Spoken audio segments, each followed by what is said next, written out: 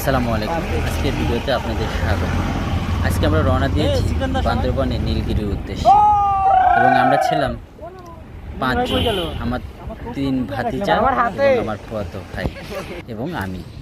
ভ্রমণটা ছিল অসাধারণ এবং যেতে যেতেই আমরা পেয়ে গেলাম ডাবল হ্যান্ড ভিউ। এটা নীলগিরির কিছুটা আগে এবং সেখানকার পরিবেশটা অসাধারণ, চোখ ধাঁধানো পরিবেশ এবং সেই সাথে অনেক পর্যটকও ছিল এখানে।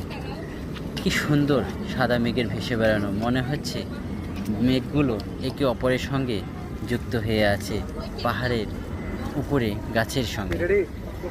এবং সেখানে আমি ছবি তুললাম, কিছু ভিডিও করলাম। আসলে এমন পরিবেশ দেখব কল্পনাও করি। তবে খুব ভালো লেগেছে আমার। বৃষ্টি মুখর দিন ছিল এবং বৃষ্টির পরে এই আবহাওয়া অসাধারণ, কল্পনার বাহির। তবে সব আবহাওয়াতে সব কিছু দেখা যায় না।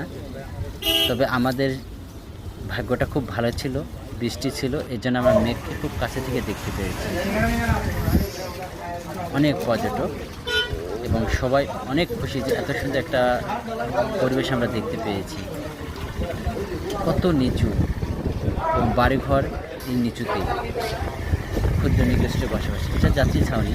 বৃষ্টির সময় আমরা এখানে দাঁড়িয়েছিলাম বা সবাই ছিলাম।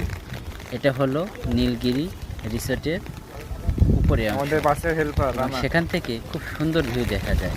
আমি সেখান থেকে দেখছিলাম, তখন বৃষ্টি পড়ছিল হালকা ঝিরিঝিরি। বৃষ্টির মধ্যে আমি দাঁড়িয়েছিলাম এবং সেখান থেকে ভিউ দেখছিলাম।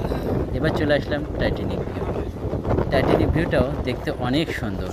এখান থেকে পুরো বান্দরবন দেখা যায় এবং ক্ষুদ্র নিগোষ্ঠীতে বাড়িঘরও দেখা যায়। আমার কাছে খুবই ভালো লেগেছে। আমরা 4 জন ছিলাম এখানে, আমার ফুফাতো ভাই এবং 2 ভাতিজা। এই যে বাড়িঘর, ক্ষুদ্র নিগোষ্ঠীতে বাড়িঘর এবং পাহাড় দেখে মনে হচ্ছে সমতল, খুব সুন্দর। এবং সে একটা ট্যুর গ্রুপ এসেছিল আমাদের সঙ্গে। অভাবনীয় সুন্দর, এই অপূর্ব সুন্দর সৌন্দর্য যেন হাত ছেড়ে দিয়ে যাচ্ছে আমাদের সবাইকে। একটু দেখা তাই যদি সময় পান অবশ্যই ঘুরে আসবেন বান্দরবনের নীলগিরি থেকে। এবং আঁকাবাঁকা পাহাড়ি রাস্তা দেখার মতো এবং পাহাড় এবং রাস্তা থেকে পাহাড়ের এই অপূর্ব সৌন্দর্যই উপভোগ করতে থাকবেন।